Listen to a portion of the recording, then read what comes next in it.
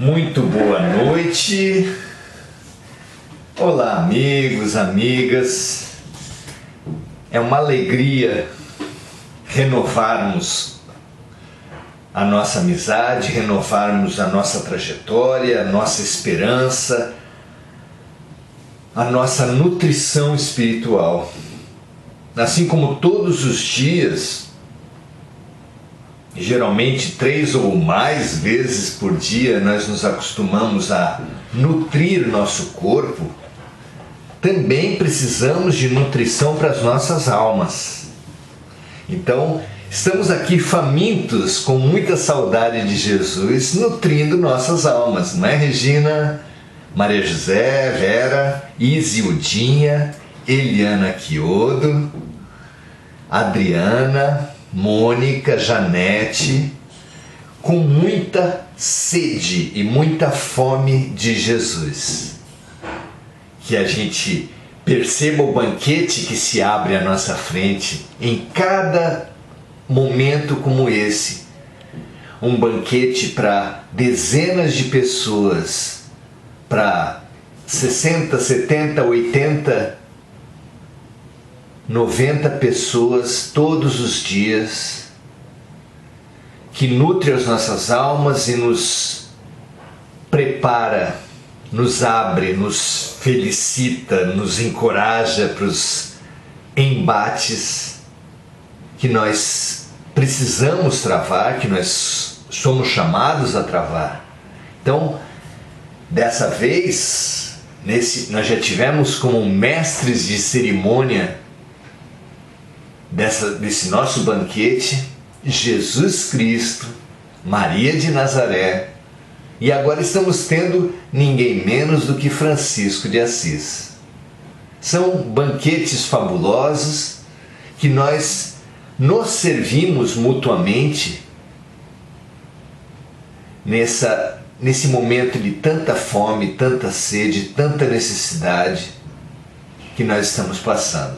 Então, sirvamo-nos.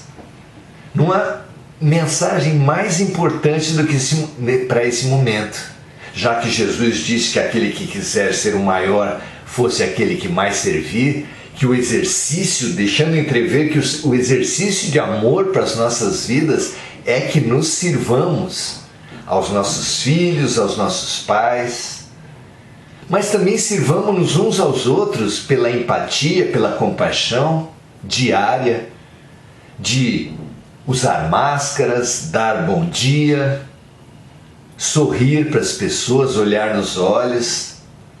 Exercícios simples, que parecem nada, mas que são tudo, que são o que mais nós queremos dos outros e, portanto, é o que mais nós precisamos e devemos oferecer aos outros.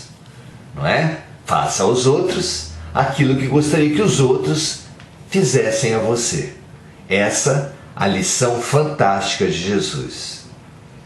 Nós aqui nos nossos exercícios seguidos, nos nossos pratos seguidos, que nos vêm pelas mãos de Francisco de Assis, hoje chegamos ao seguinte prato: que onde houver dúvida, que eu leve a fé. Sempre naquele movimento reflexo. Onde houver dúvida em mim, em primeiro lugar, para depois que nós façamos o mesmo movimento nos outros, que nós levemos essa fé dentro de nós, transbordando essa fé nos nossos pensamentos, sentimentos, palavras e ações, para todos aqueles que estiverem à nossa volta, não é? Então, pensemos a respeito da dúvida. Como é que a dúvida se expressa nos nossos atos? Nós, frequentemente, acreditamos no mal. Acreditar no mal é um ato de quê? Pensem comigo. É um ato de dúvida, porque é completamente incompatível acreditar num bem justo, belo, bom e perfeito, numa justiça boa, bela e perfeita, como nós dizemos ser Deus, e acreditar ao mesmo tempo no mal. Como pode coexistir no mundo, nas nossas cabeças, nos nossos corações, o bem e a justiça perfeitos e ao mesmo tempo o mal, a injustiça? Como pode ser? É uma completa contradição que a mente humana vem alimentando há muito tempo. É uma dúvida que esvazia e boicota a nossa fé. Então precisamos localizar essa dúvida, perceber essa dúvida e desafiar a nossa dúvida com a nossa fé. O que vocês acham disso? O mal não existe. A única coisa que existe no universo é a ação de Deus, que no seu amor respeita a nossa liberdade, mas é claro que não permite que a nossa liberdade gere injustiças, gere mal.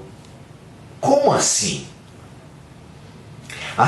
Nós temos campos à nossa volta, campos eletromagnéticos, que estão desarmonizados pelos nossos atos, pensamentos, palavras e sentimentos desarmônicos gerados no nosso passado. Toda desarmonia que a gente transmite, antes de tudo, nos deforma. E nos deforma em nosso campo eletromagnético, fazendo com que vivamos por aí arrastando auras desarmonizadas. E essas auras desarmonizadas atraem para nós experiências com potencial de reharmonização. Imagine todas as pessoas, especialmente da Terra, especialmente encarnadas nesse momento, como auras desarmonizadas, andando por aí e chamando, atraindo experiências curativas, reharmonizadoras. É dessa forma que as chamadas balas perdidas, os acidentes, os crimes, as doenças e todas as outras formas de dor, traições, injustiças de todo tipo, aparentes, só podem atingir as pessoas que precisam passar por aquela situação. Ninguém é atingido se não precisar, ou, no caso dos missionários, se não se dispuser a passar por aquelas dores. Mas deixando Jesus, Gandhi, João Batista, as grandes almas de lado, tratando no nosso nível, deixando essas grandes almas que se dispuseram a enfrentar a dor para exemplificar, para ensinar. No nosso caso, o que acontece é que nós precisamos passar por aquela dor por termos nos negado as lições do amor, da compaixão, da fraternidade. E assim, como uma pessoa que precisa acordar, mas que não acorda com chamamentos suaves, o nosso Pai, que não desiste nunca de nós, nos chama com chamamentos mais enfáticos, que nós chamamos de dor, mas que são apenas chamamentos à verdade, à consciência e ao amor. Isso é injustiça? Claro que não. Onde encontramos essa explicação no Evangelho? Numa chave fantástica que Jesus nos deixou, que diz assim: o escândalo é necessário, mas ai daquele por meio do qual ele vier. O escândalo é todo aparente mal, toda a aparente injustiça na terra é um escândalo. E na medida que Jesus situa como um escândalo sendo necessário, ele deixa de ser mal e deixa de ser injustiça. Como uma picada de agulha para uma vacina. Ora, uma picada dói. E uma picada é mal? A vacina é mal?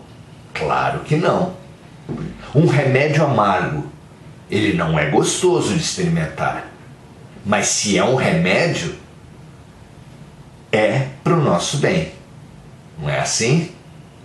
E assim uma lição desafiadora, uma lição difícil, ela provoca incômodos, dedicações, esforços da nossa parte. Então, é mal? Claro que não. É uma lição dada para o nosso aprendizado, para o nosso bem. É assim que os fatos se apresentam para cada um de nós. Não são males, como a dúvida acha. Nós, nas nossas orações, pedimos o quê? O afastamento dos males. Mas, meus amigos, será que um bom médico pode atender a um pedido do paciente de que não lhe dê os remédios amargos? De que não lhes faça uma cirurgia de emergência? Não, é claro que não. Será que um professor pode atender a esse pedido do aluno que o dispense das lições difíceis, das provas complicadas? Claro que não.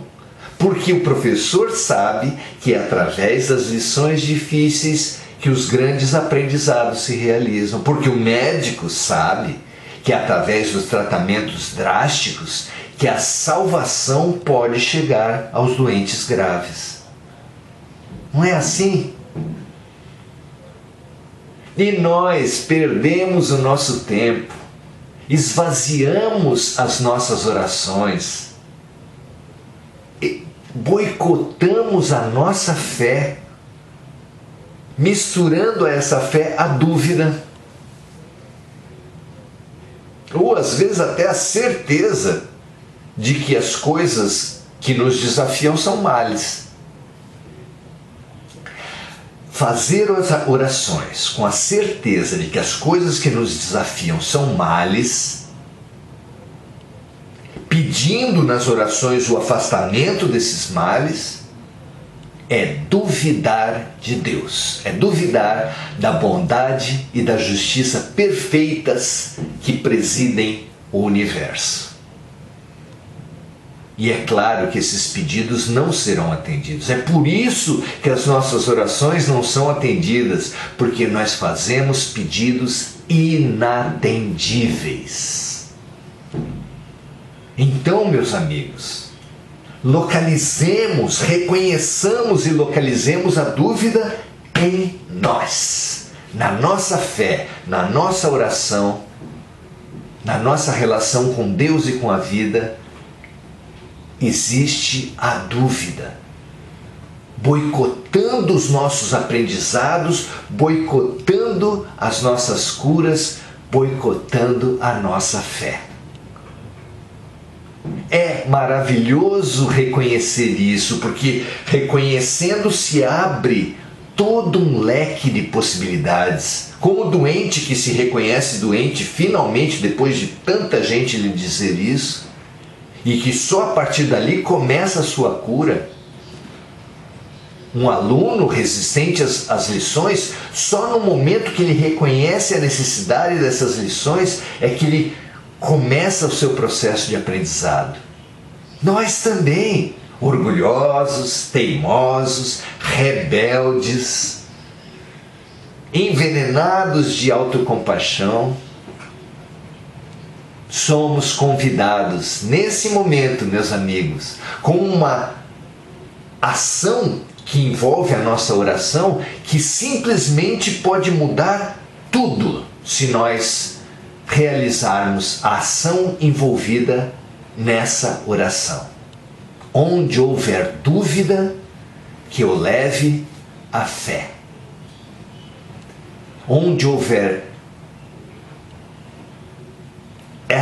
esse pensamento da injustiça, do abuso, da violência, do erro da vida, coloquemos a certeza de que tudo está certo nesse universo, que o que não vem das nossas harmonias provocadas nessa vida vem de outras vidas. Essa certeza é o que nós mais precisamos. Com essa certeza muda tudo em nossas vidas sem mudar nada, porque nós que brigávamos com a vida, você já brigou com a vida? Que brigávamos muito com a vida, que nos colocávamos como vítimas de tudo, vítimas da vida, que nos queixávamos muito da vida. Passamos a olhar tudo com outros olhos. Onde víamos veneno, passamos a ver remédio. Onde víamos punição, passamos a ver lição. É uma mudança drástica, que faz com que a gente, vivendo as mesmas coisas lá fora, por um novo olhar, por um novo ponto de vista, passemos a ter tudo diferente. As pessoas que nos desafiam deixam de ser inimigos para serem instrumentos, bisturis, remédios amargos na mão do maior médico do mundo. As situações que para nós pareciam punições, pareciam injustiças, passam a ser lições nas mãos do melhor professor do mundo. E é assim que nós precisamos agradecer as lições e os tratamentos. Por quê? Porque adquirimos a certeza da ação perfeita de Deus em nossas vidas. Não é um convite imperdível? Vamos consolidar esse aprendizado, para que a partir de agora mude tudo nas nossas vidas, mude a nossa relação com os fatos, a nossa relação com os problemas, por vê-los desafios, tratamentos e lições. Vamos lá? Senhor, fazei de mim um instrumento de vossa paz. Que onde houver ódio, em mim, à minha volta no mundo, que eu leve o amor. Que onde houver ofensa, nessa minha suscetibilidade, nessa minha fragilidade, que se ofende com tudo, que acha que tudo é contrário a mim, que eu leve o perdão. Onde houver discórdia, esse sentimento que faz eu brigar com todos aqueles que se opõem aos meus desejos, que eu leve a união, que reconhece na vontade do Pai a única que deve ser seguida. Que onde houver dúvida a respeito da bondade e da justiça dos fatos que acontecem à nossa volta, que me levam a me queixar e a brigar com a vida, brigar com os outros, brigar comigo mesmo, que eu leve, que nós levemos a fé. Que onde houver erro, tantos erros nesse momento de transição planetária, que nós levemos até nós mesmos e ao mundo a verdade. Que onde houver desespero, tanto desespero pelas dores recorrentes, multiplicadas que nós temos vivido, que nós levemos a esperança, essa esperança que brota da fé. Que onde houver tristeza, muito luto, muita decepção com os outros, muita decepção com a vida, muita morte não digerida, não aceitada, vivida em rebeldia. Onde houver tristeza, que eu leve a alegria de quem passa a ver solução onde só via problemas, perdão onde só via punição. Que onde houver trevas, enfim, que nós nos iluminemos e façamos luz à nossa volta, levando a luz. Ó Mestre, fazei com que eu procure mais consolar que ser consolado, ao invés do que fiz até agora, que era sempre ser consolado e quase nunca consolar. Compreender do que ser compreendido, ao contrário do que tenho feito até agora. Amar do que ser amado, justamente porque é dando que nós receberemos, é perdoando que seremos perdoados, é ajudando na melhoria, na nutrição, na transformação, no aprendizado das pessoas e do mundo, que eu serei transformado também. Meus amigos, minhas amigas, que assim seja agora, se não completamente, que essa oração-ação abra os nossos peitos, abra os nossos olhos, abra as nossas vidas para uma transformação completa, promovida pela mudança no nosso ponto de vista, pela fé aonde havia dúvida. Graças a Deus, é com muita alegria que nós vivemos essas cirurgias espirituais transformadoras com esse fabuloso médico que atua em nome do diretor do hospital, Francisco de Assis, em nome de Jesus, que a nossa cura se faça pela nossa boa vontade e pela ação de amor desses luminares de Deus. Que assim seja, meus amigos, minhas amigas. Curemo-nos uns aos outros, sirvamo-nos uns aos outros e nos transformemos nessa transformação do mundo. Grande abraço, até a próxima.